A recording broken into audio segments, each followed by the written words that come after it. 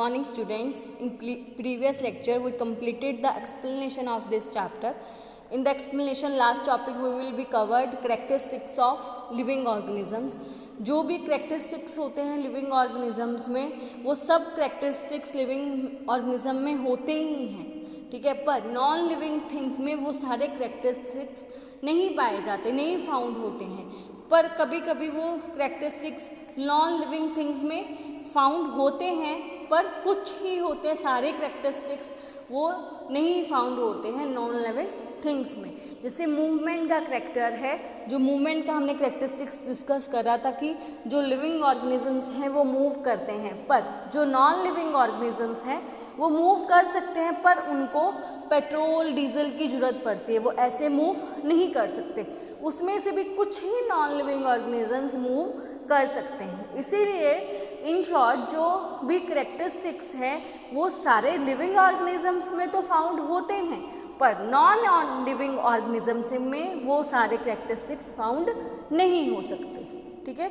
इसके साथ ये चैप्टर की एक्सप्लेनेशन फिनिश्ड हो गई थी। आज हम इसके एक्सरसाइज शुरू करने जा रहे हैं। Firstly we start the definitions of this chapter. First definition is stimuli. Stimuli क्या होता है आपको पता है, मैंने बताया था कि जब हमारे आसपास कुछ चेंज होता है तो हम एकदम से रिएक्ट करते हैं, रिस्पॉन्ड करते हैं। जिसके कारण हम रिस्पॉन्ड कर रहे हैं वो उसको ही हम क्या बोलते हैं, स्टिमुलाई बोलते हैं, ठीक है। जिसको मैंने आपको हीट का एग्जाम्पल भी दिया था, तो वो क्या है, वो स्टिमुलाई है जिसके कारण हम कुछ क्या कर रहे हैं, रिएक्ट कर रहे हैं, ओके। तो changes in our surrounded that makes us respond to them, जिसके कारण हम उस पर रिस्पॉन्ड करते हैं, उसके कारण, और कॉल्ड अ स्टिमुलाई, उसको ही हम स्टिमुलाई बोलते हैं, okay. Now second point, excretion.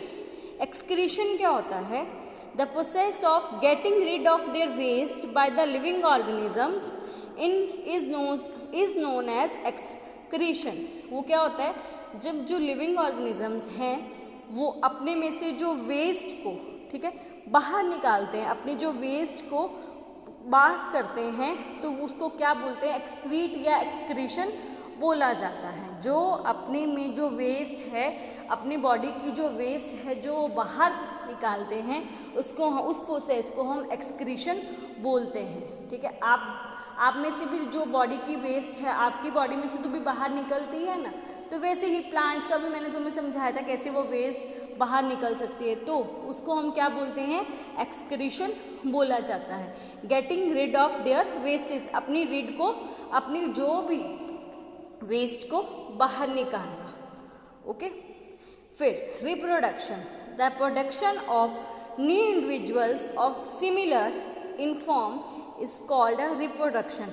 अपने जैसे न्यू इंडिविजुअल को फॉर्म करना, ठीक है।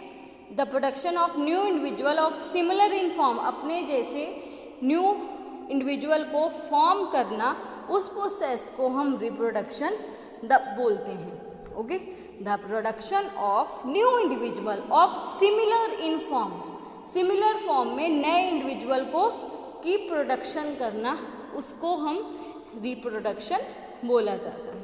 क्लियर, ये थी डेफिनेशन स्टिमुलाई, एक्सक्रीशन और रिप्रोडक्शन की, ओके। अब हम स्टार्ट करेंगे, choose the correct option. First is which of the following trees is found in a coastal areas. जो कोस्टल एरियाज मतलब जो समुद्र के आसपास जो एरियाज होते हैं, उनमें कौन सी ये ट्रीज फाउंड होते हैं, शीशम, एक्यूलेप्टस, कोकोनट या डेट पाम। जो भी है कोस्टल एरियाज में कोकोनट का ट्रीज क्या होता है, फाउंड होता है, राइट। कोकोनट का ट्रीज कहाँ पे फाउंड होता है, in coastal area, okay. Now second is which animal is also known as the ship of the desert. किसको हम शिप ऑफ द डेजर्ट के नाम से भी बोल सकते हैं, याक, कैमल, एलिफेंट या kangaroo. Ship of the desert किसको बोल सकते हैं, डेजर्ट में कौन होता है, कैमल होता है, क्योंकि वो डेजर्ट एरिया में सर्वाइव कर रहा है, इसलिए हम शिप ऑफ द डेजर्ट भी उसको बोल सकते हैं, क्योंकि वो डेजर्ट एरिया में फाउंड होता है, right. Now third is which of the following creature is a sea animal. इनमें से जो दिया गया है वो क्रिएचर एक सी एनिमल है, सी में ज़्यादा पाया जाता है। फ्रॉग, स्नेल, क्रैब या क्रेन। अब स्नेल क्रेन तो नहीं है, फ्रॉग आप कहोगे कि ये तो पानी में भी रह सकता है, पर ये ज़्यादा पॉन्ड्स रिवर्स में होता है, सी में ज़्यादा ये नहीं हो सकता है। सी क्रिएचर में तो क्रैब होता है, राइट। तो answer is crab. Okay, sea animal. इनमें से कौन सा क्रिएचर सी एनिमल है? Crab is a sea animal. Okay, now fourth is which of the following animal can live in water as well as in land. अब इनमें से कौन सा एनिमल है जो पानी में भी रह सकता है और लैंड में भी रह सकता है? कौन सा है? ऑप्शंस दिए गए हैं, फ्रॉग, फिश, ऑक्टोपस, जेलीफिश। तो कौन सा आएगा? जो फ्रॉग है वो कहाँ पे सरवाइव कर सकता है? वाटर में भी और लैंड में भी, दोनों जगह पे ये क्या कर सकता है? सरवाइव कर सकता है, इन लैंड और water. Okay, now fifth, which of the following is an abiotic component of a habitat. अब हैबिटेट का एबॉटिक कॉम्पोनेंट कौन सा है इसमें? प्लांट्स तो बॉयटिक है, एनिमल्स भी बॉयटिक हैं, माइक्रो ऑर्गेनिजम्स भी बॉयटिक हैं, पर सनलाइट क्या है? एबॉयटिक है, राइट। सनलाइट क्या है? एबॉयटिक है। एबॉयटिक कंपोनेंट ही बताना था, तो answer is sunlight because it is a abiotic component of a habitat, right. Now sixth one is which of the following animals does not have a streamline body. अब इनमें से जो है वो कह रहा है कि इनकी स्ट्रीमलाइन बॉडी जो नहीं होती है, राइट, जो नेचुरली नहीं होती है। Octopus, fish, whale, dolphin. Fish है, व्हेल है, डॉल्फिन है, इनकी तो ऑलरेडी स्ट्रीमलाइन बॉडी होती है, पर ऑक्टोपस की स्ट्रीमलाइन बॉडी नहीं होती है, पर ये पानी में रहता है, पर इसकी बॉडी स्ट्रीमलाइन नहीं है। वो जब उसने पानी में स्विम करना है, कुछ करना है, तो वो अपनी बॉडी को स्ट्रीमलाइन बना सकता है, उसकी वैसे बॉडी स्ट्रीमलाइन नहीं होती है। वो बनाता ज़रूर है पर उसकी बॉडी स्ट्रीमलाइन नहीं है, राइट। तो तभी तो वो सी के बिल्कुल नीचे सरफेस पे ही रहता है, नीचे रहता है। वो जब उसको ऊपर कई बार आना होता है तब वो अपनी बॉडी को स्ट्रीमलाइन शेप में कन्वर्ट कर सकता है, पर एक्चुअली उसकी बॉडी स्ट्रीमलाइन नहीं होती है। तो answer is octopus. Okay, now next is which of the following animal do not breathe through gills. कौन से एनिमल ब्रीथ नहीं करते हैं गिल्स के थ्रू? फिश, टेडपॉल, व्हेल या नन ऑफ द गिवन। तो व्हेल क्या है? गिल्स के थ्रू क्या करती है? ब्रीथ नहीं करती है। गिल्स ब्रीथ नहीं करती है, किसके थ्रू? गिल्स के थ्रू। ओके, तो व्हेल जो है वो गिल्स के थ्रू ब्रीथ नहीं करती है। Okay, now eighth point is which of the following animal is the aquatic animal. अब इनमें से जो दिया गया है वो कह रहा है एक्वेटिक एनिमल है। फ्रॉग, डॉल्फिन, सैलमेंडर, याक। तो वो क्या कह रहे हैं? जो डॉल्फिन है वो क्या है?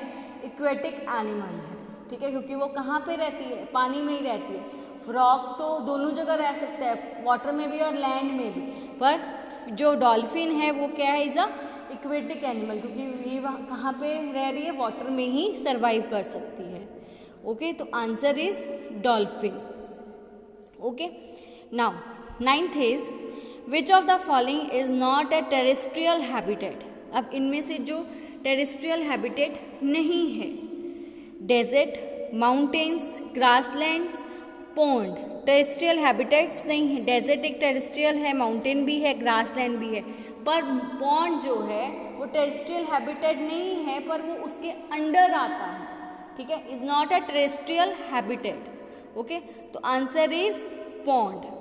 Okay, now next one is in which of the following terrestrial is a snow leopard found, उसमें करें जो स्नो लिपर्ड है वो कहाँ पे फाउंड होता है, जो मेरा स्नो लिपर्ड है वो कहाँ पे फाउंड होता है, डेजर्ट में, माउंटेन्स में, फॉरेस्ट में या ग्रासलैंड में। तो वो कहाँ पे फाउंड होता है स्नो लिपर्ड, माउंटेन्स में फाउंड होता है। Okay, now last is which of the following animal is found in mountain terrestrial.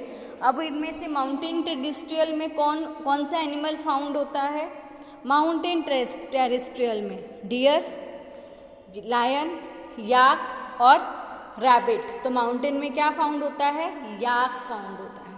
Clear, यहाँ पे मेरे जो इसके फिनिश्ड हो गए हैं, चूज द करेक्ट ऑप्शंस इसमें फिनिश्ड हो गए हैं। नेक्स्ट हम नेक्स्ट वीडियो में शुरू करेंगे। ठीक है, 11 चूज द करेक्ट ऑप्शंस थे, 3 डेफिनेशंस थी जो हमने इसमें कवर अप करी हैं। तो इस वीडियो में ये फिनिश्ड हो गए। ओके।